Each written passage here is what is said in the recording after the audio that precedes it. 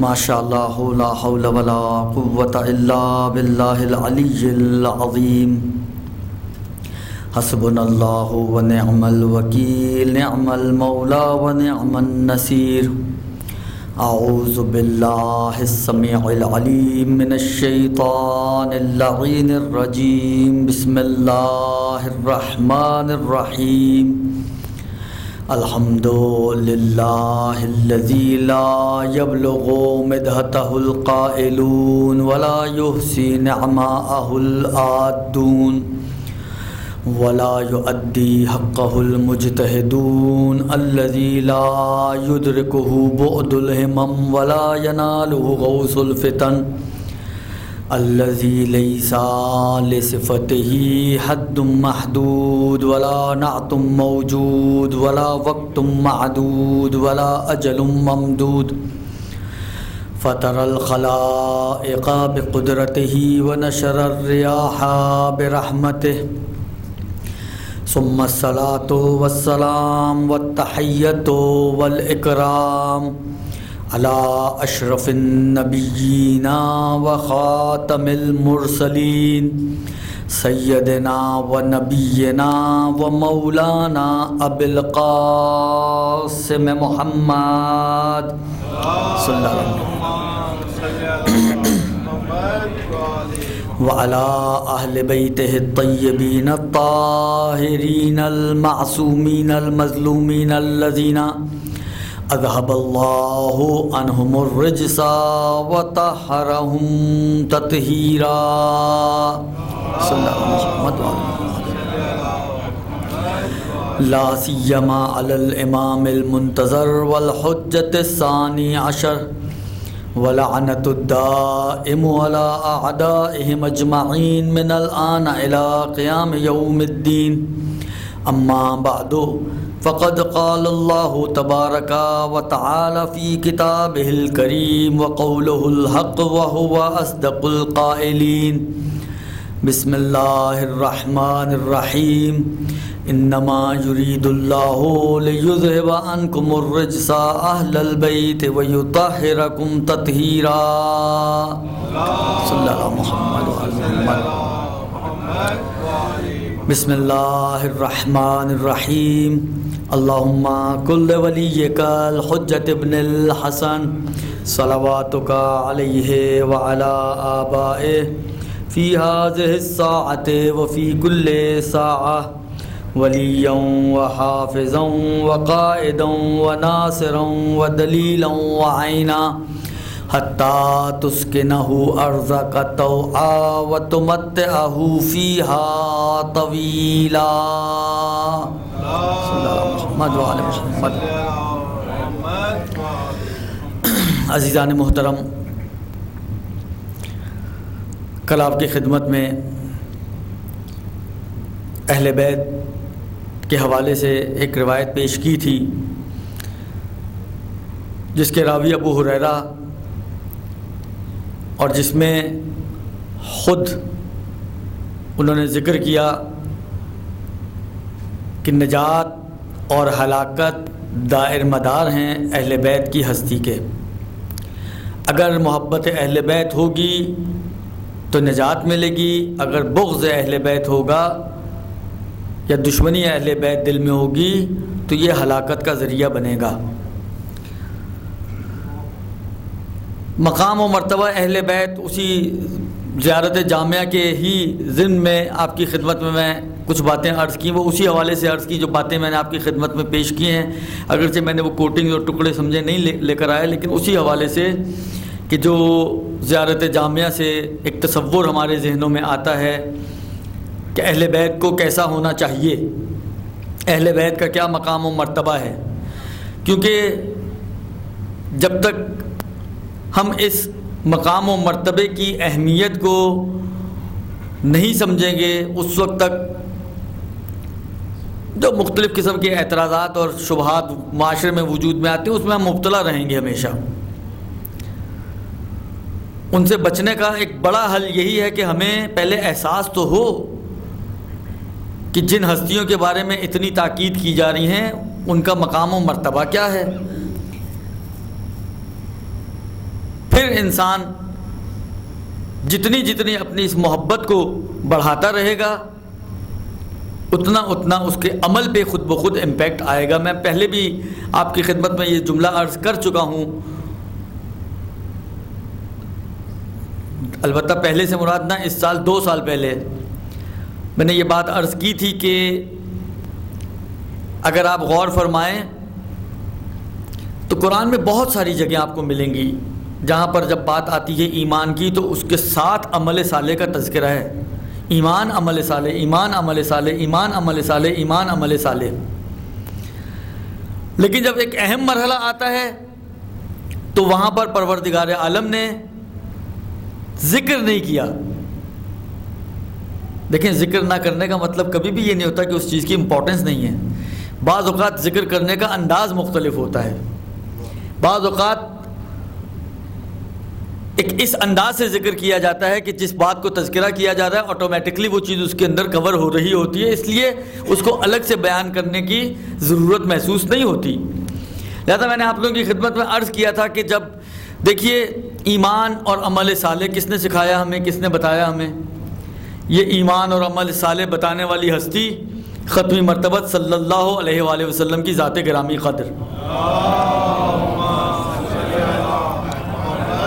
دین لانے والے وہی، دین پہنچانے والے وہی۔ لہذا جب غدیر کے موقع پہ پہنچے ہیں انہوں نے پہلے اقرار لیا کہ کیا میں ہر وہ چیز جو تمہیں خدا سے قریب کرنے والی ہے میں نے تم تک نہیں پہنچا دی؟ کیا کہا مجمع نے؟ بلا یا رسول اللہ۔ کہا ہر وہ چیز جو تمہیں خدا سے دور کرنے والی ہے کیا اس کا تذکرہ میں نے تمہارے لیے نہیں کر دیا؟ سب نے کہا بلا یا رسول اللہ۔ تو دین پہنچایا کس نے ہے؟ وہ دین کہ جو خدا کی نظر میں واقعاً دین ہے، ان الدین عند اللہ الاسلام۔ وہ دین پہنچانے والی ہستی کون تھی؟ اس دین کے لیے پتھر کھانے والا کون تھا؟ اس دین کے لیے زحمتیں اٹھانے والا کون تھا؟ اس دین کے لیے ہجرتیں کرنے والا کون تھا؟ اس دین کے لیے جنگیں لڑنے والا کون تھا؟ پیغمبر اکرم کی ذات۔ لہذا جب یہ دین مکمل ہو رہا ہے، ولایت علی ابن ابی طالب کے ساتھ اس دین کو مکمل کیا گیا، الیوم اکملت لکم دینکم واتممت علیکم نعمتی۔ جب دین مکمل ہو گیا، نعمتیں تمام ہو گئیں، جب کام پورا ہو گیا تو مرحلہ اجرت ہے۔ اجرت ہمیشہ آخر میں لی جاتی ہے نا بھائی، آپ پورا مہینہ کام کرتے ہیں، تنخواہ کب ملتی ہے؟ پہلا دن کوئی جو جوائننگ کا ویری فرسٹ ڈے ہوتا ہے اس کو پہلے دن ہی کوئی چیک مل جاتا ہے؟ میرا نہیں خیال کہ کسی بھی کمپنی میں پہلے دن چیک ملتا ہو پورا مہینہ۔ اچھا کمال بتائیے، پہلے دن تو کوئی بھی نہیں دیتا، کمال یہ ہے کہ وقت پورا ہونے پہ بھی کوئی نہیں دیتا۔ وہ 4-5 دن کا گریس لے ہی جاتے ہیں، 5 تاریخ کو چیک ملتا ہے جبکہ آپ کا مہینہ مثلا 30 کو ختم ہو رہا ہوتا ہے۔ تو ہمیشہ قانون، عقلائی قانون بھی یہی ہے اور ہوتا بھی یہی ہے کہ اجرت کا مرحلہ کام مکمل ہونے کے بعد ہے۔ آدم سے یہ سلسلہ شروع ہوا، آدم آئے، مختلف انبیاء ہوتے ہوتے ہوتے موسیٰ آئے، موسیٰ کے بعد عیسیٰ آئے۔ اب جب ختمی مرتبہ آئے ہیں اور دین مکمل ہوئے تو اب اجرت کا مرحلہ ہے۔ لہذا جب اجرت کی باری آئی، اب یہ سب سے اہم مرحلہ ہے، اس لیے کہ اجرت اگر کوئی نہ دے تو کیا ہے؟ ظلم تو ہے ہی ہے۔ اس ظلم کے دوسرے اثرات بھی ہیں۔ مثلا فرض کریں میں نے کپڑے سلوائے درزی سے، درست؟ کپڑے سلوانے کے بعد میں نے جب کپڑے لے آیا، کچھ جان پہچان تھی، اس نے دے دیے، اب اجرت کی باری آئی دینے کی تو میں دے ہی نہیں رہا ہوں اس کو اجرت۔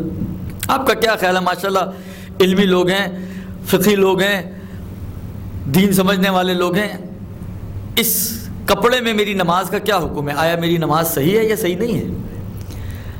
حالانکہ کپڑا تو پورے کا پورا میرا اپنا ہے، صرف اگر ایک دھاگا غصبی ہو تو نماز باطل ہو جایا کرتی ہے۔ صرف اگر ایک دھاگا غصبی ہے اس کے اندر، جبکہ باقی پورا لباس میرا، کپڑا تو میں نے خود دیا تھا نا، کپڑا تو اس کا نہیں تھا۔ کپڑا پورے کا پورا آپ کا اپنا ہو، صرف ایک دھاگا غصبی ہونے سے نماز باطل ہو جاتی ہے۔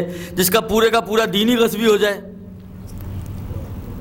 جس کے پورے کا پورا دین ہی غصبی ہو جائے تو اس کے دین کا کیا عالم ہوگا؟ اس دین کے اوپر وہ کیا بیس بنا کر اپنی جنت کما سکتا ہے یا اپنی آخرت کو سنوار سکتا ہے؟ لہذا یہ مرحلہ سب سے اہم مرحلہ ہے۔ یوں سمجھ لیں کہ اسی مرحلے کے بعد جو آپ کا دین ہے وہ آپ کے لیے ذریعہ بنے گا آپ کے سعادت کا یا شقاوت کا. اگر آپ نے اجرت ادا کر دی تو یہ دین آپ کی سعادت کا ذریعہ بن جائے گا، لیکن اگر آپ نے اجرت ادا نہیں کی تو اس دین سے آپ کو سعادت نہیں مل سکتی، اس لیے کہ غصبی دین ہے آپ کا. لہذا اہم مرحلہ ہے جس کے اوپر آپ کی سعادت و شقاوت کا دار و مدار ہے. اس اہم مرحلے پر جہاں چھوٹے چھوٹے مقامات پہ پروردگار عالم نے یہ کہا تھا کہ عمل بھی کرو اور ایمان بھی لے کر آؤ اور عمل صالح بھی کرو، تو یہاں تو حق بنتا تھا کہ پروردگار عالم کہتا ہے کہ دیکھو اب اجرت کا مرحلہ ہے تو اے رسول ان کو کہہ دو کہ اجرت میری یہی ہے کہ مودت اہل بیت بھی اختیار کرو اور ساتھ ساتھ جو دے کے جا رہا ہوں اس پہ کم سے کم عمل تو کرو. مودت کے ساتھ اگر عمل بول دیا ہوتا تو کتنا اچھا ہوتا، بات کتنی کلیئر ہو جاتی ہمارے لیے، بات کتنی آسان ہو جاتی ہمارے لیے. لیکن اس کے باوجود کہ مرحلہ بہت آسان ہو جاتا، پروردگار عالم نے جب اجرت کی بار یہی کہا اے رسول کہہ دو ان کو قل لا اسألکم علیہ اجرا الا المودۃ فی القربى، مجھے مودت اہل بیت کے علاوہ کوئی اجرت نہیں چاہیے. اگر اجرت دینی ہے اور اپنے دین کو جائز دین بنانا ہے تو مودت اہل بیت اختیار کرو، اور اگر نہیں اختیار کرو گے تو جو کل بھی میں نے عرض کیا تھا، یہ جو آج بھی باتیں آئیں گی، یہ یاد رکھو تم کبھی جنت میں نہیں جا سکتے، بلکہ اسی اہل بیت کی محبت اختیار نہ کرنے کے نتیجے میں تم جہنمی تو ہو سکتے ہو، جنتی نہیں بن سکتے. تو اب یہاں پہ کیوں عمل صالح کا تذکرہ نہیں کیا خدا نے، جبکہ کر دیتا تو شاید بہت، ہم سے پوچھے تو شاید بہت اچھا ہو جاتا. تو علماء نے بیان کیا کہ پروردگار عالم نے کام ایسا کیا ہے کہ الگ سے بولنے کی ضرورت ہی نہیں تھی، اس لیے کہ پروردگار عالم نے دیکھیں عربی زبان میں حب کا لفظ بھی استعمال کرتا ہے. میں پہلے آپ کی خدمت میں روایتیں پڑھ چکا ہوں کہ من احب حب یہ لفظ استعمال ہوتا ہے اور عربی لفظ ہے، عربی بالکل پیور عربی لفظ ہے، کوئی اس کے اندر ملاوٹ نہیں ہے کہ آپ کہیں جی قرآن میں کوئی ملاوٹی لفظ نہیں آنا چاہیے تھا اس لیے خدا نے استعمال کرنے سے گریز کی. پیور عربی لفظ ہے حب، محبت، جو ہمارے ہاں بھی استعمال ہوتا ہے. تو خدا یہ بھی کہہ سکتا تھا کہ ان کو کہہ دو کہ مودت کی بجائے کہتا محبت فی القربہ، آپ میرے رشتہ داروں کی اور اہل بیت کی مودت نہ کہتا محبت اختیار کرو. لیکن علماء نے اس حب اور اس مودت میں ڈفرنس یہی بیان کیا ہے، کہتے ہیں کہ یہ محبت یہ ہلکی ہو سکتی ہے، یہ بغیر شدت کے ہو سکتی ہے، لیکن مودت یہ جب محبت اپنے شدید مرحلے تک پہنچتی ہے تو مودت بنتی ہے. اور جب محبت اپنے شدید مرحلے تک پہنچ جائے اس میں قابل تصور ہی نہیں ہے کہ آپ اپنے محبوب کو ناراض کرنے کا سوچیں اور آپ کا عمل آپ کے محبوب کے مطابق نہ ہو. لہذا جب مودت کا مطالبہ کیا اس کا مطلب یہ ہے کہ خدا یہ چاہتا ہے کہ تم مودت اہل بیت اختیار کرو، تو اس مودت کے اندر عمل صالح آٹومیٹکلی موجود ہے. لہذا تمہارا عمل اور تمہارا کردار اہل بیت کے مطابق ہونا چاہیے. یعنی کہا نا اس مودت کو اگر آپ کھولیں تو پروردگار عالم یہ مطالبہ کر رہا ہے کہ دیکھو اتنی شدید محبت کرو، اتنی شدید محبت کرو کہ پھر تم اہل بیت سے مخالفت نہ کرنے پاؤ، ان کی مخالفت میں تمہاری زندگیاں نہ گزریں. یہ لازمہ اس کا، جیسے سورج ہے، کبھی آپ نے دیکھا کہ سورج ہو اور اس کے اندر تپش نہ ہو یا اس کے اندر روشنی نہ ہو؟ یہ ہو سکتا ہے کہ روشنی آپ تک نہ پہنچے بادل ہونے کی وجہ سے، لیکن یہ ہو کہ سورج نکلا ہوا ہو، کوئی بادل نہ ہو لیکن اس میں روشنی نہ ہو، یا سورج نکلا ہوا ہو کوئی رکاوٹ درمیان میں نہ ہو اور اس کے اندر تپش ہی نہ ہو. آج یہ ہو سکتا ہے؟ نہیں ہو سکتا. یہ لازمہ ہے اس کا، بے عین ہی یہ عمل اس مودت کا لازمہ ہے کہ جس طریقے سے سورج بغیر روشنی یا بغیر حرارت کے نہیں ہو سکتا، اسی طرح مودت بغیر عمل کے نہیں ہو سکتی. لہذا جب مودت کا مطالبہ کر لیا تو پھر عمل صالح کو الگ سے بیان کرنے کی ضرورت نہیں تھی، لہذا پروردگار عالم نے اس کو الگ سے مطالبہ بھی نہیں کیا. ایک درود بھیج دیں محمد و آل محمد پر.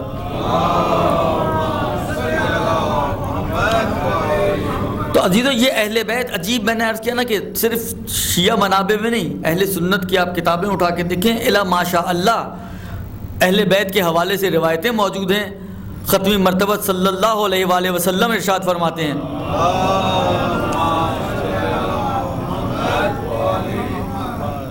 اہل بیتی امان لأہل الارض کما ان النجوم امان لأہل السماء.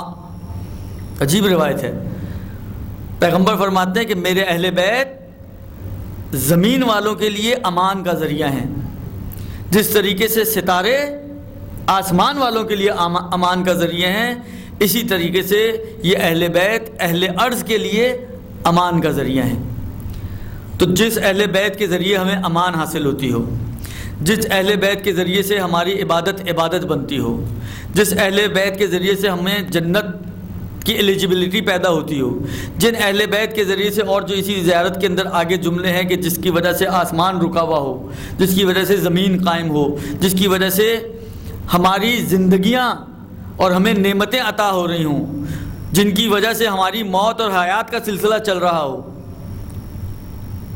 یہ کم مقام و مرتبہ ہے. یعنی کوئی ایسی ہستیاں ہوں کہ جن کے دائر مدار ہماری پوری زندگیاں ہوں، جن کے دائر مدار اصلاً پوری کائنات ہو. عجیب مرحلہ ہے عزیزو. اب یہ بات آئی ہے، میں ایک جملہ آپ کی خدمت میں عرض کرنا چاہتا ہوں. حدیث کے ساتھ تو آپ لوگوں نے سنی ہے نا، مومنین ہیں تو کیسے ہو سکتا نہ سنی ہو. ہر شب جمعہ ہر مومن کے گھر میں پڑھی بھی جاتی ہے. اس دن میں نے عرض بھی کیا تھا آقا بہجت کا قول آپ لوگوں کی خدمت میں حدیث کے ساتھ کے حوالے سے.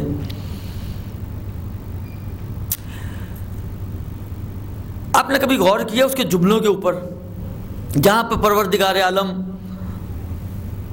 اس حدیث کے اندر یہ جملے آتے ہیں کہ انی ما خلقت سماء مبنیۃ ولا ارضا مدھیۃ ولا قمرا منیرا ولا شمسا مضیۃ ولا فلکا یدور ولا بحرا یجری ولا فلکا یسری الا فی محبت ہؤلاء الخمسۃ الذین فی تحت الکساء. یہ جملہ تو یاد ہوگا، آپ لوگوں کو بھی یاد ہوگا. میرا کوئی کمال نہیں ہے، زیادہ پڑھ کے یاد ہو گیا، آپ کو بھی یاد ہوگا درست، کہ پروردگار عالم کہہ رہے ہیں کہ یہ زمین ہو، آسمان ہو، دریا ہو، پہاڑ ہو، ستارے ہو، سیارے، یعنی اگر میں اس کا ایک بہت کمپیکٹ جملہ کر دوں کہ پروردگار عالم کہہ رہے ہیں کہ پوری کائنات کا ذرہ ذرہ، یہ چرند و پرند و دریا ہو، سبزہ و ہریالی ہو، صحرا ہو، پہاڑ اور لہلہاتے کھیت، اور جو بھی اب آپ تصور کریں اس دنیا میں جہاں جہاں آپ گھومنے پھرنے گئے ہیں، ہریالی میں، اچھی اچھی جگہوں پر، ان سب کو آپ تصور کریں. ان سارے اچھے جگہوں کی اچھائیاں کن چیزوں کے ذریعے سے ہیں؟ انہی چیزوں کے ذریعے ہیں نا. نہریں بہہ رہی ہیں، سبزہ ہے، چہچہاتے پرندے ہیں، لہلہاتے کھیت ہیں، درخت ہیں، پہاڑ ہیں، یہ ساری چیزیں اس کی حسن اور اس کی خوبصورتی کا ذریعہ بنتا ہے. ان ساری چیزوں کو تصور کریں. پروردگار عالم کہہ رہا ہے کہ میں نے ان سب چیزوں کو خلق کیا ہے ان 5 کی محبت میں. اب میں ایک سوال کرنا چاہتا ہوں آپ سے. جب آپ کہتے ہیں کہ یہ کام میں نے کیا ہے، مثلا اس کام کی علت یہ ہے، اس لأجلکم لأجل ہؤلاء، اجل یعنی علت بتا رہا ہے خدا، وجہ بتا رہا ہے کہ یہ سارا سیٹ اپ کائنات کو میں نے بنایا ہے. پہلے بھی میں نے عرض کیا تھا لولاک لما خلقت الافلاک، یہ سمجھیں اسی کا اس کو اوپن کر کے بیان کیا جا رہا ہے گویا کہ ان 5 کی محبت میں اس پوری کائنات کو پروردگار عالم نے خلق کیا. ابھی ایک روایت آپ کی خدمت میں عرض کروں گا، اس میں بھی اس قسم کے جملے ہیں. جب ایک چیز مثلا یہ سورج علت ہے روشنی کی، ٹھیک ہے نا، یا سورج علت ہے حرارت کی، روشنی اور حرارت دونوں سورج کی وجہ سے ہیں. حالانکہ سورج اگر ہوگا تو روشنی اور حرارت ہوں گی، چاہے ہمیں فیل ہو یا نہ ہو. بھی اپنی فیلنگز کی میں بات نہیں کر رہا، اس کے وجود کی بات کر رہا ہوں. اگر سورج ہوگا تو روشنی اور حرارت ہوں گی یا نہیں ہوں گی؟ ہوں گی. یہ ہو ہی نہیں سکتا کہ سورج ہو روشنی اور حرارت نہ ہو. لیکن یہ ہو سکتا ہے کہ سورج نہ ہو لیکن روشنی اور حرارت ہو. وہ روشنی اور حرارت جو سورج کی ہے، سورج کی روشنی اور سورج کی حرارت ہو مگر سورج نہ ہو سکتا ہے؟ نہیں ہو سکتا. واضح سی بات ہے نہیں ہو سکتا. آپ لوگ تو بولنے میں بھی تکلف کرتے ہیں، واضح سی بات ہے کہ نہیں ہو سکتا. جو چیز جس چیز کے ساتھ بندھی ہوئی ہے، جو ریلیٹڈ ہے جس چیز کے ساتھ، تو اس کا مطلب یہ ہے کہ یہ دونوں ایک دوسرے کے اوپر ڈپینڈ کر رہے ہیں نا. سورج کے اوپر ڈپینڈ کر رہی ہے اس کی روشنی اور اس کی حرارت. اس کا مطلب کیا ہے کہ سورج ہوگا تو روشنی اور حرارت ہوں گے، سورج نہیں ہوگا تو روشنی اور حرارت نہیں ہوں گے. یہ نہیں ہو سکتا کہ روشنی اور حرارت ہو مگر سورج آپ ڈھونڈنا شروع کریں تو آج سورج ہی کہیں نظر نہیں آ رہا، دھوپ نکلی ہوئی ہے، شدید گرمی، جو جون جولائی کی گرمی ہوتی ہے، شدید گرمی، سورج کی روشنی بھی موجود، اما سورج نظر نہیں آ رہا آج، اصلا نظر نہیں آ رہا، نہیں سورج ہے ہی نہیں، یہ نہیں ہو سکتا۔ بس اگر کہیں پر آپ کو، توجہ کیجئے گا میری، اگر کہیں پر آپ کو یہ فیل ہو رہا ہے کہ اس وقت نہ سورج ہے نہ روشنی ہے، اس وقت نہ روشنی ہے نہ حرارت ہے، تو آٹومیٹکلی آپ نتیجہ کیا نکالیں گے؟ سورج نہیں ہے، نہ روشنی ہے نہ حرارت ہے، یہ نتیجہ دے گا کہ سورج نہیں ہے۔ اور اگر روشنی اور حرارت ہو تو یہ نتیجہ دے گا کہ سورج ہے۔ سمجھ میں آ رہی ہے بات آپ لوگوں کی؟ وہ اب میرا سوال ہے آپ سے کہ اللہ، حالانکہ یہ حدیث کے ساتھ جناب زہرا سے بھی مروی ہے اور مختلف اس کے طرق ہیں، ابھی اس کے اندر میں بحث نہیں کرنا چاہتا۔ حالانکہ اس حدیث کے اندر واضح طور پہ ایک نہیں دو جگہ پر یہ جملہ آیا ہے، تقریباً تھوڑے سے اختلافات کے ساتھ، کہ پوری کائنات پروردگار عالم نے خلق کی ہے ان 5 ہستیوں کی وجہ سے، ان 5 کی خاطر۔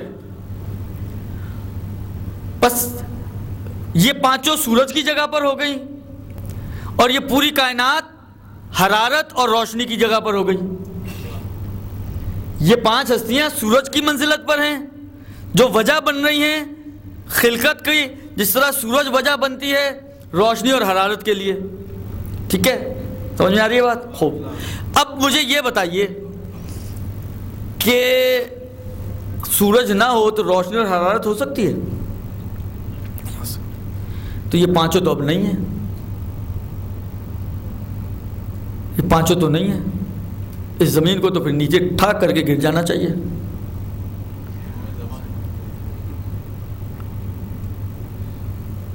اس کا مطلب کیا ہوا؟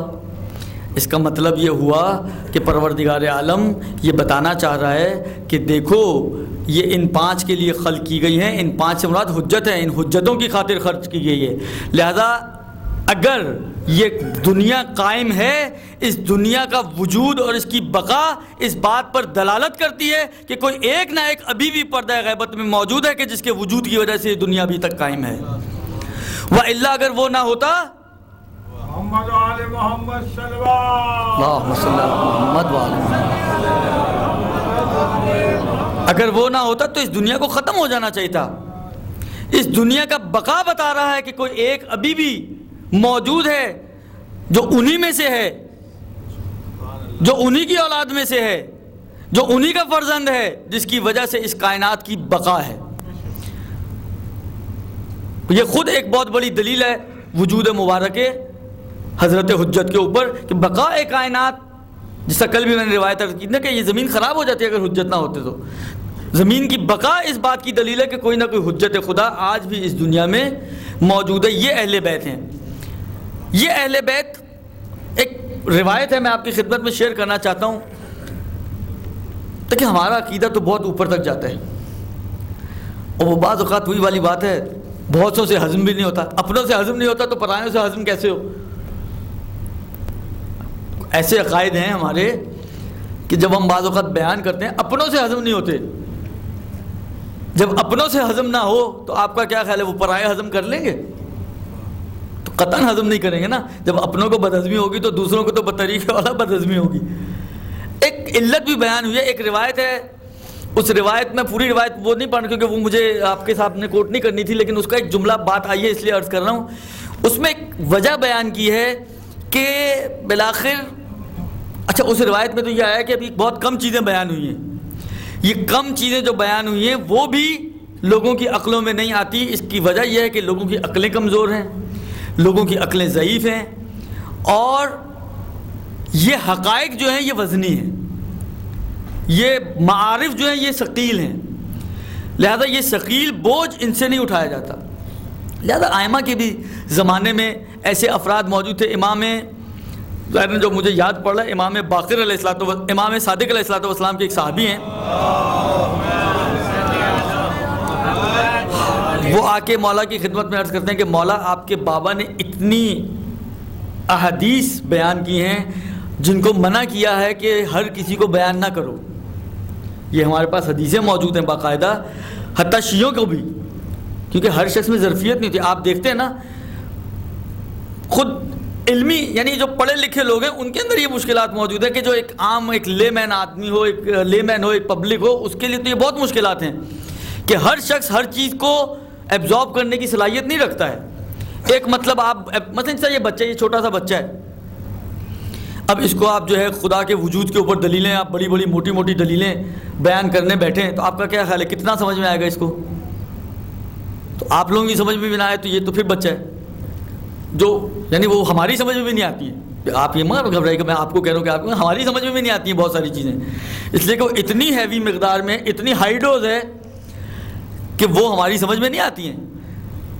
جب ہمارے سے ہضم نہیں ہوگی، ہمیں ہی بد ہضمی ہوگی، تو ہم آپ کو کیسے ہضم کروا سکتے ہیں؟ جب آپ کو ہضم نہیں ہوگی تو آپ اپنے بچوں کو کیسے ہضم کروا سکتے ہیں؟ یہ پورا ایک چین چلتی ہے. پھر یہ بد ہضمی اوپر سے چلتی ہے اور پھر نیچے تک یہ بد ہضمی چلتی رہتی ہے. لہٰذا آئمہ فرماتے ہیں کہ تو امام نے اس کو کہا کہ تم ایک کام کرو جو امیر المومنین جو کام کیا کرتے، کہا تم ایک کام یہ کرو کہ تم ایک کنواں کھودو، ایک گڑھا کھودو، اس گڑھے میں اپنا منہ ڈالو اور اس گڑھے کے حوالے سارا کچھ کر دو. کہ قال الباقر قضا، قال الباقر قال الباقر، جو چیزیں تمہارے سینے میں بوجھ پیدا کر رہی ہیں اور جن کا تحمل تمہارے لیے مشکل ہے، کیونکہ بالآخر دیکھیں یہ ایک فیکٹ ہے کہ انسان جب شیئر کر لیتا ہے تو اس کا بوجھ ہلکا ہو جاتا ہے، وہ انسان ہلکا ہو جاتا ہے، ہلکا فیل کرتا ہے اپنے آپ کو. لہذا امام نے کہا کہ تم شیئر، لوگوں سے تو منع کیا گیا تمہیں شیئر کرنے کو، تو آسان طریقہ یہ کہ ان سے شیئر نہ کرو، اس گڑھے کے ساتھ اپنی باتیں جو ہے شیئر کرو اور اپنا علم اس کے اندر انڈیل دو تو تمہارا سینہ ہلکا ہو جائے گا.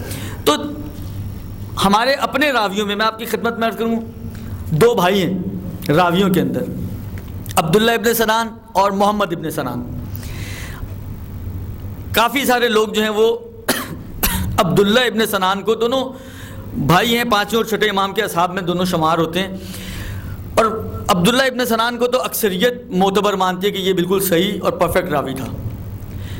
محمد ابن سنان میں قیل و قال ہے. اچھا اس قیل و قال کی وجہ کیا ہے؟ ان کے بالآخر دیکھیں جو علم رجال ہوتا ہے، اب یہ تھوڑی سی مشکل سی بات ہے لیکن میں صرف ایک مطلب کو پیش کرنے کی خاطر یہ ساری تمہید باندھ رہا ہوں. ایک علم رجال ہوتا ہے جو راویوں کو چیک کرتا ہے کہ جس طرح ہمارے پاس ڈکشنری ہوتی ہے نا، آپ کو کوئی لفظ کا معنی نہ پتہ چل رہا ہے آپ کیا کرتے ہیں؟ ایک آپ کے پاس ڈکشنری ہوتی ہے، آپ اس پہ رجوع کرتے ہیں، اس سے معنی نکال لیتے ہیں. ورنہ آج کل تو گوگل علیہ السلام، درست، اس پہ آپ نے ٹائپ کیا، معنی آ گیا، آپ کی مشکل حل ہوگی. وہ بھی بالآخر ڈکشنری سے ہی، اپنی ووکیبلری سے آپ کو جواب دیتا ہے. حالانکہ کسی کے پاس نہ ہو تو وہ ڈکشنری کی طرف رجوع کرتا ہے. یوں سمجھ لیں کہ علم رجال کا تعلق افراد سے، یہ الفاظ سے تعلق رکھتا ہے آپ کی لغت اور ڈکشنری، اور علم رجال کا تعلق افراد سے. کسی فرد کا پتہ نہ چل رہا ہو کہ یہ کس کھاتے کا ہے یا کیا اس کا عطا پتہ ہے، تو ہمارے پاس کتابیں ہیں رجال کی، ان میں جا کے آپ اس کا نام ڈھونڈیں اور اس کو چیک کر لیں، آپ کو پتہ چل جائے گا کہ یہ کتنے پانی میں تھا بندہ. درست، یہ ہے علم رجال. بہت مختصر سا میں نے آپ کو سمجھانے کی کوشش کی ہے کہ امید ہے سمجھ میں آ گیا ہوگا. خوب، اگر آپ علم رجال میں جائیں تو وہاں پہ پھر وہ لکھتے ہیں جی فلانا شخص، مثلا محمد ابن مسلم میں لکھا ہوگا عین ثقۃ ثقۃ، یعنی جتنی اس کی وثاقت ہوتی ہے اس کے حساب سے وہ الفاظ لے کر آتے ہیں. بعض اوقات دو تین دفعہ لکھا ہوتا ہے ثقۃ ثقۃ ثقۃ، جو دلالت کرتا ہے کہ انتہائی معتبر آدمی تھا. عین یعنی یہ بالآخر تشیع کی آنکھیں تھا. اس قسم کے جملے ہوتے ہیں جو اس کی پھر بتاتے ہیں کہ کس لیول کی اس کی وثاقت کی جا رہی ہے کہ کتنے پانی میں تھا. بعض جگہ لکھا ہوا ہوتا ہے کہ نہیں ضعیف کذاب، جھوٹا آدمی تھا. ان کے آگے کیا لکھا ہوا ہے؟ محمد ابن مسلم کے آگے، محمد ابن مسلم کے آگے لکھا ہوا ہے کہ یہ غالی تھے. اچھا کیوں کہا یہ غالی تھے؟ اس لیے کہ آپ جائیں جا کے جو ذخیرہ احادیث میں مقام و مرتبہ اور مراتب اہل بیت سے کے مطابق مربوط روایتیں وہ اکثر انہوں نے بیان کی، اور ان روایتوں کو پڑھیں تو بہت سو سے وہ بھی ہضم نہیں. میں نے کہا نا فقیہ ہوتے ہیں، علماء ہوتے ہیں، ان سے ہضم نہیں، کیونکہ دیکھیں ہر شخص کی ظرفیت الگ الگ ہے. وہ ان سے بھی ہضم نہیں، ان کو لگا کہ شاید یہ غلو سے کام لے رہے ہیں، لہذا انہوں نے لکھ دیا جی یہ تو غالی آدمی ہے. اور غالی آدمی ہونے کی وجہ سے ان کی روایتوں کو عقیدہ خراب ہونے کی وجہ سے چھوڑ دیا گیا. جبکہ ایسا نہیں ہے، ایسا نہیں ہے کہ غالی آدمی ہے. انہوں نے کوئی ان کو خدا تو نہیں قرار دیا، انہوں نے کوئی ان کو رب تو نہیں بنایا، لیکن بالآخر جو روایتیں آئی ہیں، اب مثلا کیا میں ایک روایت آپ کی خدمت میں عرض کرنا چاہ رہا ہوں، البتہ یہ غلو والی روایت نہیں ہے. یہ سیدھی سادی سی روایت ہے، یہ بتا رہی ہے کہ جو میں نے کہا تھا نا کہ بعض چیزیں ہضم نہیں ہوتی، وہ اس وجہ سے کہ اگر جب یہ کہا جاتا ہے نا خاص طور پہ آج کل کے بچوں کے سامنے کہ جی امیر المومنین یا ائمہ علیہ السلام تو انبیاء سے بھی افضل تھے. انبیاء مثلاً اولو العزم، لوگوں کی آنکھیں باہر آ جاتی ہیں، وہ حضرت نوح جیسا نبی، وہ حضرت عیسیٰ اور حضرت موسیٰ اور حضرت ابراہیم جیسا نبی، اور علی ان سب سے بھی افضل ہو جائیں. یہ لوگوں سے واقعی ہضم نہیں ہوتی. اور میں آپ کی خدمت میں عرض کروں کہ یہ اتنا ٹرو فیکٹ ہے کہ جو قابل انکار نہیں ہے دلیلوں کے اعتبار سے، ادلہ کے اعتبار سے. تو یہ ایک روایت اس کے ہلکے لیول کی میں آپ کی خدمت میں عرض کر رہا ہوں. دیکھیں یہ کتنوں سے ہضم ہوتی ہے. یہ روایت نبی اکرم صلی اللہ علیہ وآلہ وسلم سے روایت ہوئی ہے.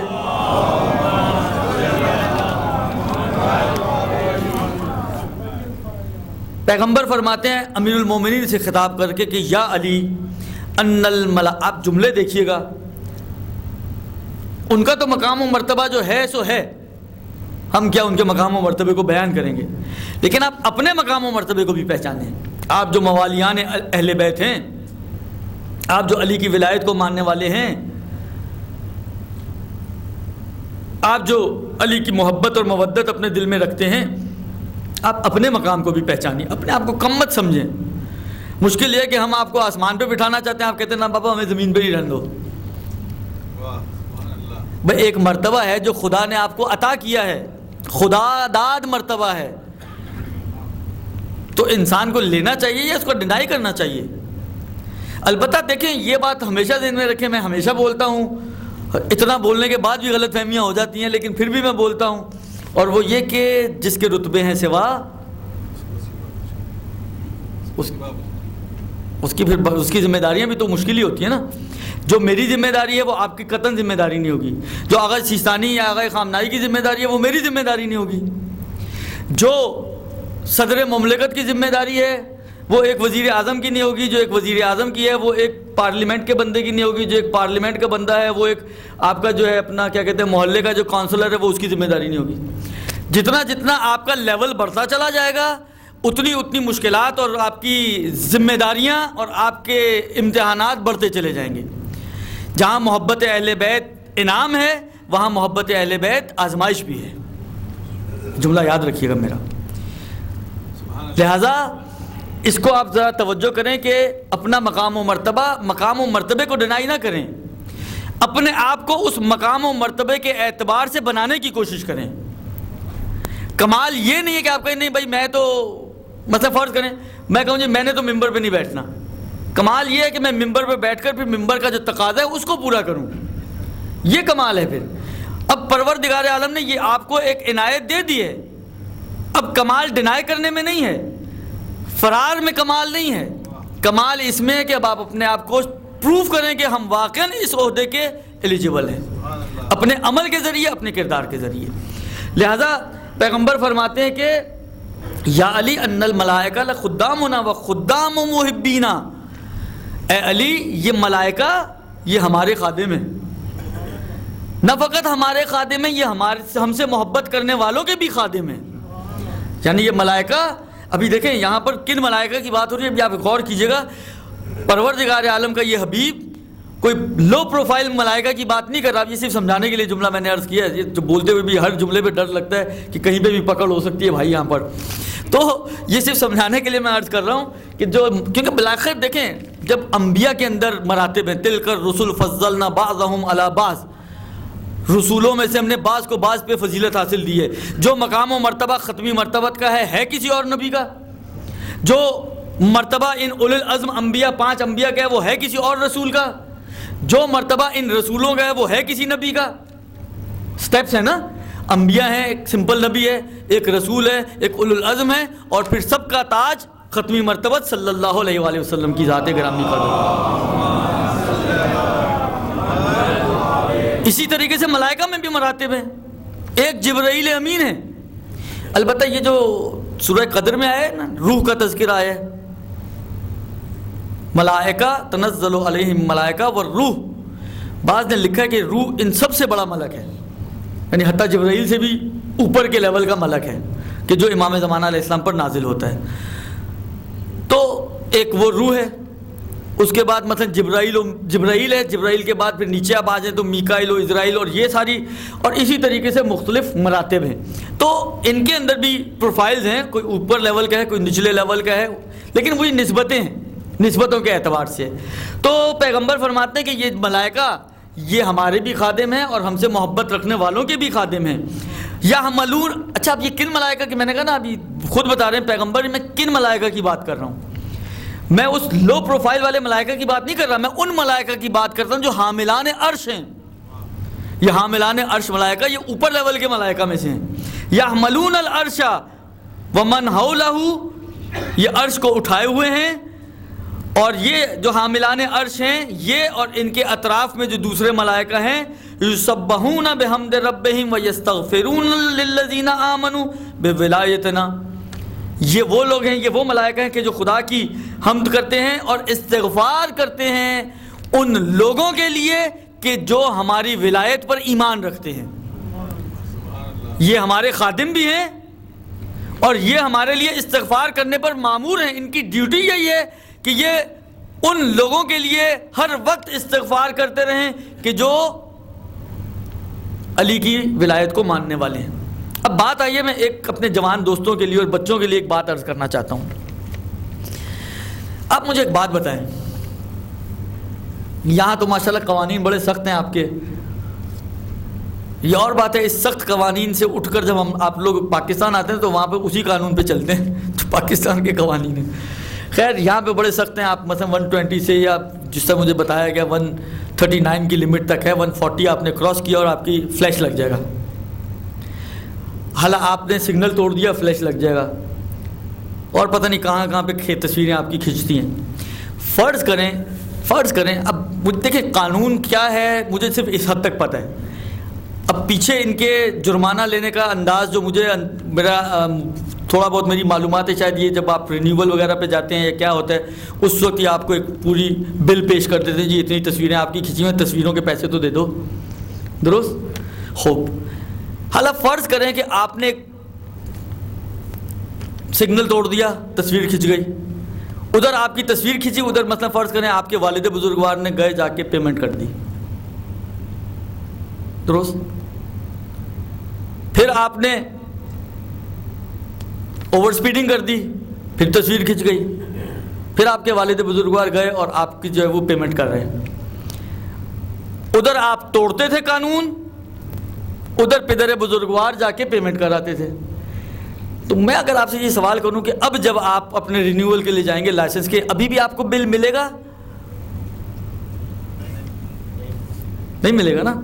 تو بس عزیزو یہ جملہ یہی کہہ رہے ہیں، ہم اگر گناہ کرتے بھی ہیں تو وہ ملائکہ ہماری پیمنٹ کر دیتے ہیں وہاں پر استغفار کر کے، وہ ملائکہ ہماری پیمنٹ کر دیتے ہیں استغفار کر کے. اب آپ کا کیا خیال ہے، اب اگر میں اتنے گناہوں کے بعد اور ملائکہ مسلسل ہمارے استغفار کر رہے ہوں، میں اگر خدا کی بارگاہ میں جاؤں تو پروردگار عالم کے پاس کوئی چارج شیٹ ہوگی میرے خلاف؟ نہیں ہوگی نا، نہیں ہوگی نا، اصولاً تو نہیں ہونی چاہیے. وہ اللہ تو پھر ان کا استغفار بیکار ہے ہمارے لیے. پروردگار عالم نے دیکھیں یہ پاکستان کے قانون تو نہیں ہے کہ بالآخر ایک چیز بناتے ہیں پھر توڑتے ہیں، پھر بناتے ہیں پھر توڑتے ہیں تاکہ کچھ لوگوں کو مزدوری ملتی رہے اور ان کو ٹھیکے ملتے رہیں. خدا کے کام تو ایسے نہیں ہے نا. خدا نے اگر ملائکہ کو قرار دیا ہے اور ان کی ڈیوٹی لگائی ہے کہ علی سے محبت کرنے والے اور اہل بیت سے محبت کرنے والے ان کے چاہنے والوں کے لیے استغفار کرتے رہو، تو استغفار کس چیز پہ کریں گے؟ وہ میں کچھ نہ کروں اور استغفار کریں گے؟ حالانکہ یہ استغفار بھی آپ کو فائدہ پہنچائے گا. میں اگر کچھ نہ کروں اور وہ میرے لیے استغفار کریں تو یہ آپ کے مراتب کو بڑھائے گا. لیکن یہ بات تو طے ہے کہ وہ ملائکہ ہمارے لیے استغفار کر رہے ہیں اس روایت کے مطابق، اور ایک نہیں کئی روایتیں ہیں اس قسم کی. ہاں کئی روایتیں اس قسم کی. ہاں اب وہ استغفار کر رہے ہیں، وہاں پہ تو آپ کے پاس کوئی چارج نہیں ہے، لیکن بالآخر جنت میں تو اوپر جانا ہے یا نہیں جانا؟ ہمیں جنت کے مراتب حاصل کرنے کے لیے آپ کو عمل صالح کا سہارا لینا پڑے گا. وہاں تک تو آپ کو ملائکہ کی استغفار نے جنت کے دروازے پہ کھڑا کر دیا. جنت کے دروازے پر ملائکہ کی استغفار، جنت کے دروازے پہ کیا جنت کے اندر بھی دھکا مار دیا. لیکن اب جنت کے اندر بھی مراتب ہیں، جنت کے اندر بھی درجات ہیں. اب یہ جتنے بھی درجات ہیں ان کو حاصل کرنا چاہیں تو میں نے ایک آپ کی خدمت میں پہلے بھی روایت عرض کی تھی کہ قرآن کی آیات کی تعداد کے برابر یہاں پہ درجات ہیں، 6,500 کے لگ بھگ آیتیں ہیں۔ اس کا مطلب یہ ہے اس روایت، اور وہ بھی کوئی ایک نہیں کئی روایتیں ہیں، یعنی اس کا مطلب ہے کہ 6,500 درجے ہیں جنت میں۔ یہ درجے طے کرنے ہیں یا نہیں کرنے ہمیں؟ تو ان کو طے کرنے کے لیے قرآن پڑھیں، اقرا ورقا، اقرا پڑھا پڑھتے جاؤ چڑھتے جاؤ، پڑھتے جاؤ چڑھتے جاؤ۔ ہمیں تو مشکل سے 100 آیتیں آتی، 100 درجے ہم چڑھ گئے، اب اور اوپر کیسے جائیں گے؟ تو وہ پھر آپ کے اعمال صالح اور آپ کی نیکیاں ہیں، وہ آپ کی کردار سازی جو آپ یہاں پہ دنیا میں کرتے ہیں، یہ وہ چیزیں ہیں کہ پھر جو آپ کو مزید اوپر تک اور آگے تک بڑھاتی جائیں گی۔ ایک درود بھیج دیں محمد آل محمد پر۔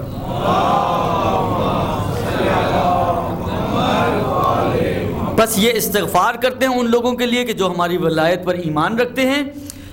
پھر وہی جملہ جو میں نے ابھی حدیث کے ساتھ عرض کیا، لولانا، اے علی اگر ہم نہ ہوتے، ما خلق اللہ آدم ولا حوا ولا الجنت والنار ولا السماء ولا الارض۔ اب یہ ترجمہ نہیں کر رہا ہوں، آپ سب کو آتا ہے۔ فکیف لا نکون افضل من الملائکہ، اب ہم ملائکہ سے افضل کیوں نہ ہوں؟ اب ہم ملائکہ یعنی جن کو خلق ہی ہماری وجہ سے کیا گیا، تو کیوں ہم ان سے افضل نہ ہوں؟ جو ہمارے خادم ہیں، تو خادم افضل ہوا کرتا ہے یا مخدوم افضل ہوا کرتا ہے؟ لہذا ہم کیوں ان سے افضل نہ ہوں؟ پھر فرماتے ہیں وقد سبقنا، اچھا ایک علت اور بھی بیان کی ہے، کہتے ہیں کیونکہ ہم معرفت پروردگار میں ان سے پہلے ہیں، ہماری سبقت ہے اس بات میں کہ ہم نے اپنے پروردگار عالم کی معرفت ان سے پہلے حاصل کی، ان سے پہلے خدا کی تسبیح و تحلیل و تقدیس کی، اس لیے کہ پروردگار عالم نے سب سے پہلے ہمارے نور کو خلق کیا۔ اور پھر جب ان ملائکہ نے ہمارے اس اجتماع، یعنی دیکھیں اول ما خلق اللہ نوری، خدا نے پہلے میرا نور خلق کیا، یہ باقی انوار اسی نور سے نکلے، اس نور کے 2 حصے کیے گئے اور پھر یہ باقی سلسلہ آگے بڑھا ہے۔ لیکن جب خلق ہوا تھا تو یہ ایک نور کی شکل میں تھا، لہذا یہ کہتے ہیں کہ جب ملائکہ نے ہمیں ایک نور کی شکل میں ہماری عظمت کو دیکھا، اب پھر عجیب جملے ہیں واقعاً، آپ صرف توجہ کیجئے گا، جب ان ملائکہ نے ہمارے اس ایک نور کو دیکھا اور ہماری عظمت کو دیکھا، تو اب یہ بریکٹ میں میرا جملہ ہے، ہمیں یہ خوف پیدا ہو گیا کہ کہیں یہ ہمیں خدا نہ سمجھ بیٹھیں،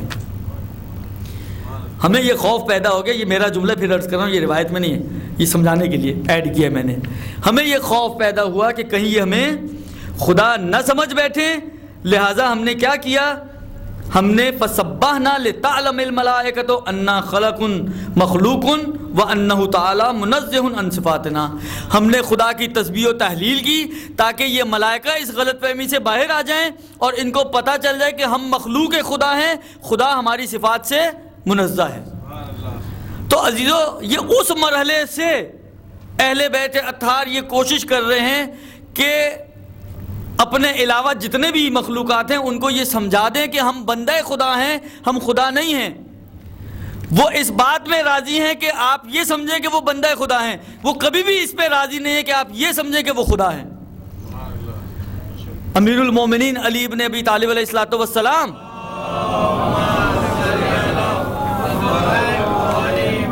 اللہ بننے پہ راضی نہیں ہے۔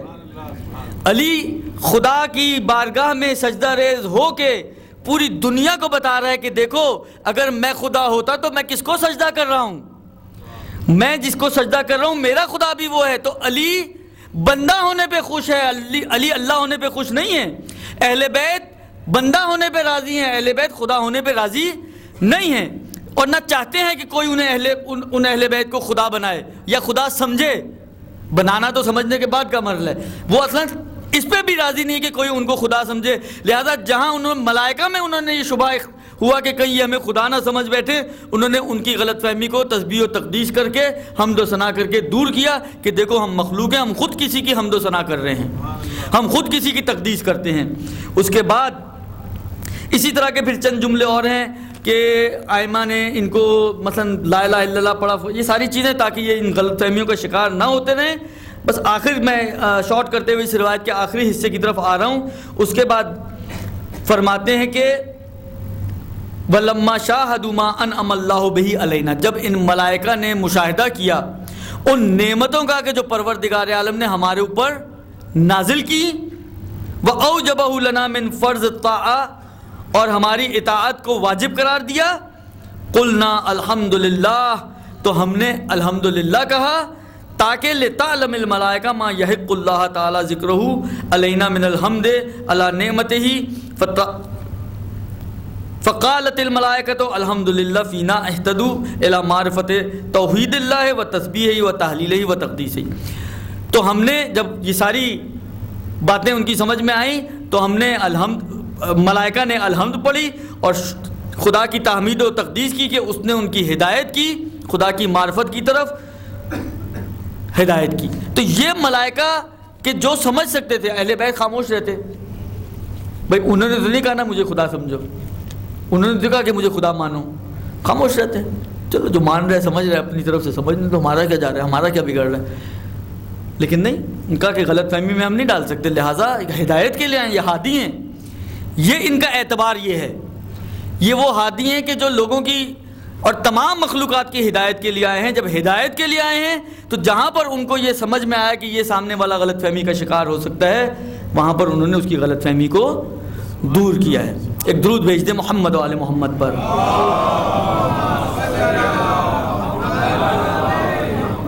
اور ایک آخری روایت آپ کی خدمت میں عرض کروں اور آپ کی زحمت تمام.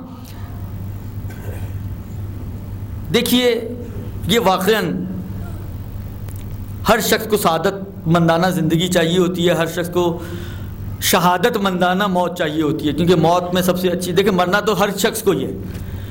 کون ہم میں سے ایسا ہے جو اپنے آپ کو بچا سکتا ہے؟ وہ جو خدائی کے دعوے دار تھے وہ نہ بچا سکے، ہم تو پھر خدائی کے دعوے دار نہیں ہیں. تو مرنا تو ہر شخص نے ہے. اچھا موتوں کی بھی مختلف کیٹیگریز ہیں، مختلف کیٹیگریز ہیں. سب سے بہترین موت اگر کوئی ہو سکتی ہے تو وہ کون سی موت ہے؟ شہادت کی موت. تو جب مرنا ہی ہے تو کیا ہی بہتر ہے کہ ہم ایسی ہی موت مریں جو سب سے بہترین موت ہو. لہٰذا اگر کوئی شخص چاہتا ہے کہ اس کی زندگی انبیاء جیسی زندگی گزرے اور اس کی موت شہداء جیسی موت ہو اور وہ جنت میں جو گھر بنائے گئے ہیں اس جنت کے گھروں میں رہے، تو پیغمبر فرماتے ہیں فَلْيَتَوَلَّ عَلِيًّا، اس کو چاہیے کہ علی کی ولایت کو اختیار کرے، وَلْيُوَالِ وَلِيَّهُ، اور اس کے بعد کے جو اولیاء ہیں ان کی ولایت کو اختیار کرے. یہ جملہ اہم ہے، خالی ولایت اختیار کرنا کافی نہیں ہے. وَلْيَقْتَدِ بِالْآئِمَةِ مِنْ بَعْدِهِ، اور بعد میں آنے والے آئمہ کی، یعنی پیغمبر کے بعد آنے والے آئمہ کی اقتداء کرے، ان کی ولایت بھی اختیار کرے اور ان کو عملی طور پر ان کو اپنے سامنے رکھتے ہوئے ان کی زندگیوں کے مطابق اپنی عملی زندگی کو گزار. اقتداء کا مطلب کیا ہوتا ہے؟ آپ کہتے ہیں کہ جی نماز جماعت کے احکام میں آپ کہتے ہیں ایک ہے مامون اور ایک ہے مقتدی. مامون اور مقتدی کہتے ہیں وہ پیچھے پڑھنے والے کو. اچھا پیچھے پڑھنے والا اس کی کیفیت کیا ہوتی ہے؟ اس کی ذمہ داری اور کیفیت یہ ہوتی ہے کہ وہ امام سے آگے نہیں بڑھ سکتا. پہلی ذمہ داری تو یہ ہے، اگر وہ امام سے آگے بڑھے گا تو اس کی نماز باطل ہے. درست؟ تو پہلا قانون تو یہ آ گیا کہ ہمیں امام سے آگے نہیں بڑھنا ہے، ہمیں امام سے پیچھے ہی رہنا ہے. خیر ہم لوگ تو ویسے بھی نہیں بڑھتے ہیں، جو بڑھنے والے ہیں وہ دوسرے ہیں. اچھا دوسری ذمہ داری اس کی کیا ہے؟ دوسری ذمہ داری ہے کہ یہ امام کے بالکل جس کو کہتے ہیں بہت تھوڑے سے فاصلے سے، یا آپ یہ کہہ لیں کہ امام جو چیز مثلا امام نے اللہ اکبر کہا ہے تو اب یہ اللہ اکبر کہہ سکتا ہے، یعنی امام کے پیچھے پیچھے چلے. اما پیچھے میں اتنا فاصلہ نہ ہو جائے کہ امام اگر پہلی رکعت میں اور آپ تیسری رکعت میں تو آپ ابھی پہلی ہی رکعت پڑھ رہے ہوں، اتنا فاصلہ نہیں، یہ بھی نماز باطل کر دیتا ہے. آپ کو بالکل پیچھے رہنا ہے اس کے اور بالکل پیروی کرنی ہے اس کی. اچھا پیچھے کھڑے ہوئے آپ کہیں جی چلو پیچھے کہا تھا نا، آگے منع کیا تھا، چلو میں پیچھے کھڑا ہو گیا. امام ابھی قیام میں تو آپ رکوع میں ہیں، امام رکوع میں تو آپ سجدے میں، امام سے آپ اعمال کے اندر آگے بڑھ لیں تو یہ بھی نماز باطل کر دیتا ہے، جماعت باطل کر دیتا ہے. لہذا آپ کو امام کے پیچھے کھڑے بھی ہونا ہے، امام کی پیروی بھی کرنی ہے، امام کے پیچھے پیچھے چلنا ہے. جو امام کر رہا ہے اس کے ساتھ آتی نہیں، اس کے قدم پر آپ کو اپنا قدم رکھنا ہے. اس کو کہتے ہیں اقتداء. کیا کہہ رہے ہیں پیغمبر کہہ رہے ہیں اگر تم انبیاء جیسی زندگی چاہتے ہو، سعادت مندانہ زندگی، اشارہ اس بات کی طرف ہے کہ زندگی تمہاری سعادت مندانہ بن جائے، موت تمہاری شہادت مندانہ بن جائے، زندگی سعادت والی، موت شہادت والی، تو تمہیں چاہیے کہ علی اور اولاد علی کی ولایت کو بھی قبول کرو اور یہ چاہیے کہ ان کی اقتدا بھی کرو، ان کی اقتدا بھی کرو، ان کی پیروی بھی کرو۔ اور اس کے بعد پھر پیغمبر نے جو ہے یہاں پر ایک دعا ان اولیاء کے لیے کی ہے کہ پروردگار ان کو علم و فہم عطا کرے، میرا علم اور میرا فہم ان کو عطا کرے، اور اس کی علت بتائیے کہ اس لیے تم ان کے پیچھے پیچھے چلو، اس لیے ان کی ولایت کو اختیار کرو، اس لیے کہ یہ سب کے سب خلق ہوئے میری طینت سے، ہماری اور ان کی مٹی ایک ہے۔ اول ما خلق اللہ نوری، ان کا اور ہمارا نور ایک ہے، تو یہ کیونکہ میری طینت سے خلق ہوئے لہذا ان کی پیروی کرو۔ ویل للمخالفین لہم، جو بھی ان کی مخالفت کرے ویل ہو اس پر۔ اب ویل کا ترجمہ جو آپ کرنا چاہیں، کیونکہ ویل کے مختلف ترجمے کیے ہیں۔ ویل یعنی وائے ہو، جسے ہم اردو میں بھی بولتے ہیں وائے ہو، یعنی تف ہو، بلاخر ایک سب نے ایک برائی کی سینس میں استعمال ہوتا ہے۔ اگر میں الفاظ ڈرتے ڈرتے بدل رہا ہوں الفاظ، اگر میں الفاظ بدل دوں تو مثلا آپ جس طرح کہتے ہیں لعنت ہو تم پر، یہ اس سینس میں استعمال ہوتا ہے۔ اس معنی میں کہ اگر ہم یہ کہیں کہ ویل کا معنی یہ ہے، ایک معنی یہ کیا ہے کہ ویل جہنم کی گھاٹیوں میں سے گھاٹی کا نام ہے، ویل ہو تم پر یعنی جہنمی ہو تم۔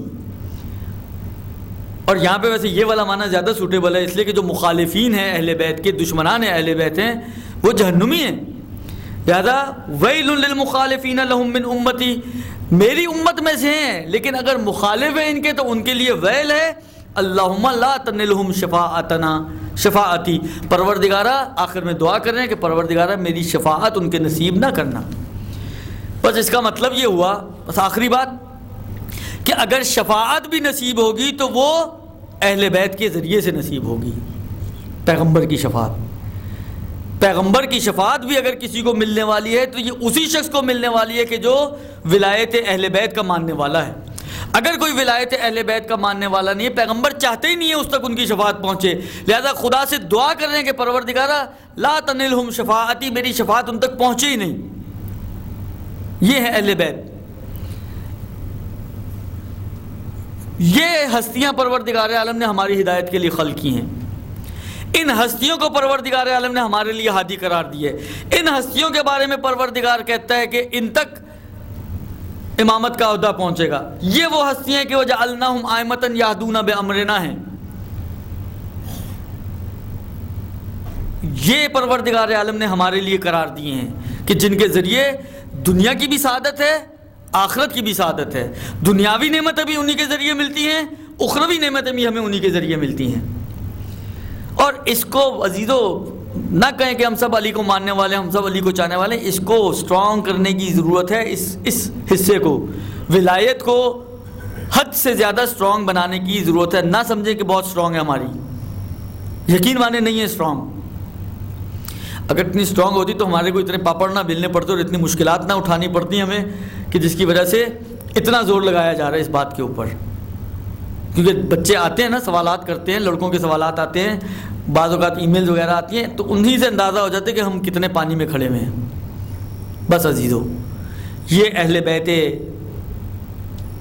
خاندان رسالت، السلام علیکم یا اہل بیت النبوہ، یہ نبوت کے ساتھ ان کا ربط ہے، یہ نبوت کے شعبے ہیں، اسی لیے اہل بیت نبی نہیں کہا، اہل بیت نبوت کا ہے۔ اہل بیت نبی کہتے تو ارے غیرے بھی آ سکتے تھے اس میں، کیونکہ وہ بھی نبی کے گھر والے ہیں۔ اہل بیت نبوہ کا یعنی جن کا ربط نبوت کے ساتھ ہے، نبی کی ذاتی زندگی سے ان کا کوئی تعلق نہیں ہے، جن کا تعلق اس کے عہدے سے ہے، ان کو ہمارا سلام ہو۔ اور جن کا تعلق ان کے عہدے سے، وہ یہی ہستیاں ہیں کہ جن کا تذکرہ میں آپ کی خدمت میں عرض کر رہا ہوں۔ اور جن کا تعلق عہدے سے ہو، اور جو عہدے کے حوالے سے پہچانے جاتے ہیں اور مانے جاتے ہیں، جن کا ادب و احترام، جن کی تمام چیزیں اس عہدے کی وجہ سے ہیں اور عہدے دار ہونے کی وجہ سے ہیں۔ آپ سوچیں تو صحیح، ان کے ساتھ تاریخ کا کتنا بڑا ظلم ہوا ہے۔ یعنی اس کی بیٹیوں کو بے مخنا و چادر پھرایا جا رہا ہے، جبکہ ان ظالموں کی اپنی گھر والیاں چادروں کے اندر ہیں۔ یعنی واقعی بہت بڑا ظلم ہے تاریخ کا، بہت بڑا ظلم۔ کہ جو شریف زادیاں ہیں، جو نبی زادیاں ہیں، جو علی و فاطمہ کی اولادیں ہیں، ان کی بیٹیاں ہیں، وہ تو بے مکنا و چادر بلوائے عام میں ہوں، مجمع عام میں ہوں، بازاروں میں پھرائی جا رہی ہوں، اور اس کے مقابل میں جو ان کی اپنی خواتین ہیں، ان کی اپنی عورتیں ہیں، وہ گھروں کے اندر ہوں، چادروں کے اندر ہوں، حجاب کے ساتھ ہوں۔ کتنا بڑا ظلم ہے، صرف تصور کریں آپ، صرف سوچیں آپ۔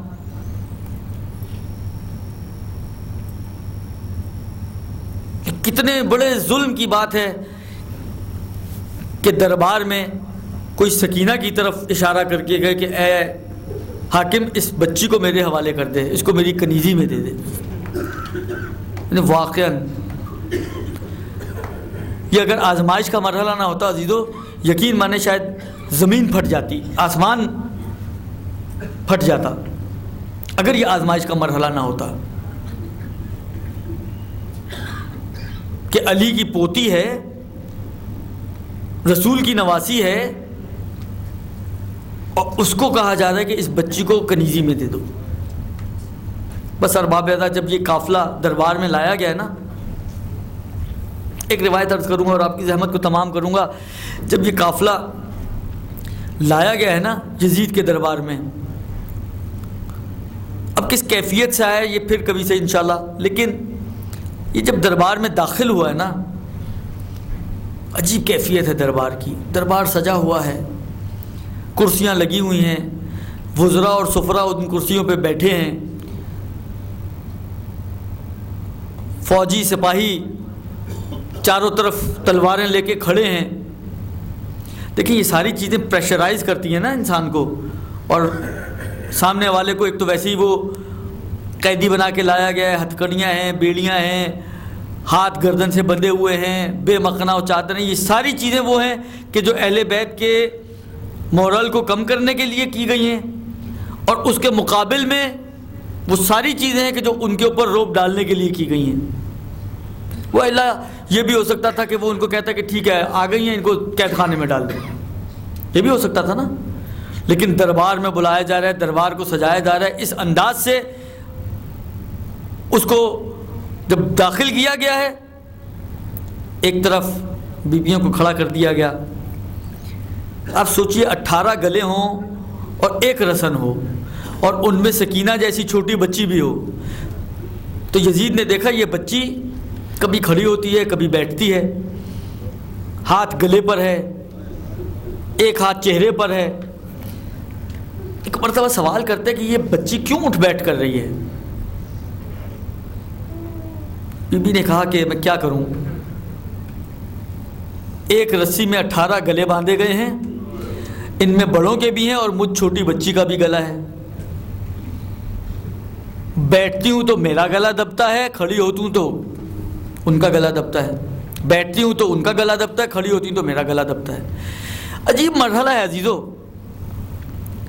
ایک مرتبہ اس نے کہا کہ تم نے اپنا ہاتھ چہرے پہ کیوں رکھا ہوا ہے؟ کہا بیویوں کے بال بڑے ہیں، انہوں نے اپنے چہرے کو بالوں سے چھپایا ہوا ہے، مگر میرے بال چھوٹے، میں اپنے ہاتھوں سے اپنے چہرے کو چھپائے ہوں۔ بس ارباب ادا اس نے پوچھنا شروع کیا یہ کون ہے، وہ کون ہے، وہ کون ہے۔ جب اس بچی کے بارے میں پوچھا کہ یہ بچی کون ہے، کہا یہ حسین کی بہت ہی لاڈلی بیٹی سکینہ ہے۔ بس سکینہ کا نام سننا تھا ارباب ادا۔ ایک مرتبہ کہتا ہے کہ تو وہی سکینہ ہے کہ جس کو حسین سے بہت محبت تھی؟ کہا کہ ہاں میں وہی سکینہ ہوں، میں اپنے بابا کی لاڈلی سکینہ ہوں۔ کہا تو اپنے بابا سے ملنا چاہتی ہے؟ آپ سوچئے یہ وہ بچی ہے جو تماچے بھی کھائے ہوئے ہے، کوڑے بھی کھائے ہوئے ہے، تھکی ہوئی بھی ہے، سفر سے قیدی بنا کے لائی گئی ہے، بے کجاوا اونٹ کے اوپر بیٹھ کر آئی ہے، یعنی عجیب کیفیت سے آئی ہے۔ آپ ذرا تصور کیجئے کہ اس بچی کی جسمانی کیفیت کیا ہوگی، اس بچی کی روحانی کیفیت کیا ہوگی۔ جیسے اس نے یہ جملہ سنا کہ بابا سے ملنا چاہتی ہوں، ایک مرتبہ تڑپ کے کہتی ہے کہ ہاں میں اپنے بابا سے ملنا چاہتی ہوں۔ بس یہ جملہ سننا تھا۔ ایک مرتبہ اس تشت سے کپڑا ہٹایا گیا جس تشت کے اندر حسین کا سر تھا، کہا یہ تیرے بابا کا سر ہے۔ بس ارباب اعزاء ایک مرتبہ یہ بچی تڑپ کے آگے بڑھنا چاہتی ہے، مگر اس کو روک دیا گیا۔ یزید نے کہا رک جا، وہیں رک جا۔ بچی رک گئی۔ کہا کہ میں نے سنا ہے کہ تجھے اپنے بابا سے بہت محبت تھی، میں اس وقت تیری محبت کو مانوں گا جب تو یہاں اپنے وہیں کھڑی رہ کر آواز دے اور تیرے بابا کا سر تیری آغوش میں آ جائے۔ بس ارباب ایزا ایک مرتبہ یہ جملہ سننا تھا۔ آپ ذرا تصور تو کیجئے، وہ قیدی بچی ایک مرتبہ اس نے اپنے ننھے ننھے ہاتھوں کو بلند کیا ہوگا، آگے بڑھایا ہوگا کہ اے بابا، یہ یزید یہ میری محبت کا امتحان کرنا چاہتا ہے، بابا آ جائیے میرے پاس۔ بس ارباب ایزا یہ جملہ نکلنا تھا سکینہ کی زبان سے۔ مقاتل نے یہ جملہ لکھا، ایک مرتبہ سر حسین تش سے اٹھا، ہوا میں تیرتا ہوا سکینہ کی آغوش میں آ گیا۔ جیسے ہی سکینہ کی آغوش میں آیا ہوگا، ارباب اعلیٰ سکینہ نے اپنے سینے سے لگایا ہوگا۔ کتنی مدت کے بعد سکینہ کو اپنے بابا کا سر میسر ہوا ہوگا۔ ایک مرتبہ بابا کے سینے کو سے لگانے کے بعد سکینہ نے بتایا ہوگا، ارے بابا، آپ کی شہادت کے بعد کس انداز سے میرے بالیوں کو چھینا گیا، ارے کس طریقے سے مجھے تماچے مارے گئے، کس طریقے سے مجھے تازیانے اور کوڑے برسائے گئے۔ وَسَيَعْلَمُ الَّذِينَ ظَلَمُوا أَيَّ مُنقَلِبٍ يَنقَلِبُونَ إِنَّا لِلَّهِ وَإِنَّا إِلَيْهِ رَاجِعُونَ۔ پروردگارہ تجھے محمد و آل محمد کا واسطہ ہمارے اس قلیل سے توسل کو اپنی بارگاہ میں قبول فرما۔ پروردگارہ تجھے محمد و آل محمد کا واسطہ جہاں کہیں بھی مومن و مومنات موجود ہیں ان کی جان مال عزت آبرو کی حفاظت فرما۔ بحق محمد و آل محمد جہاں کہیں بھی مومنین موجود ہیں اور ان پر ظلم ہو رہے ہیں ان کو مظالم سے نجات عطا فرما۔ دشمنان دین و اسلام اگر قابل ہدایت نہ ہو تو نیست و نابود فرما دے۔ بحق محمد و آل محمد اگر قابل ہدایت ہو تو ہدایت کے اسباب جل عزت مہیا فرما۔ بحق محمد و آل محمد جو مومن و مومنات بیمار ہیں، خاص طور پر جن کی بیماری کے لیے التماس دعا کے لیے کہا گیا ہے، جو منظوران نظر ہیں، جو اس وقت ذہن میں ہیں، جو ذہن میں نہیں ہیں، پروردگارہ بحق عابد بیمار سب کو صحت کاملہ اور عاجلہ عطا فرما۔ بحق محمد و آل محمد جہاں کہیں بھی مومن و مومنات موجود ہیں اور حاجتیں رکھتے ہیں، خاص طور پہ حاضرین محفل سب کی دینی و دنیاوی جائز حاجات کو پورا فرما۔ بحق محمد و آل محمد امام کے ظہور میں تعجیل فرما، ہم سب کو امام کے اعوان و انصار میں سے قرار دے۔ ربنا تقبل منا انک انت السمیع الدعاء برحمتک یا ارحم الراحمین۔ ایک سورہ فاتحہ جمیع مومن و مومنات کے اصال ثواب کے لیے، خاص طور پہ مرحوم ہاشم جعفری صاحب کے اصال ثواب کے لیے۔ بسم اللہ۔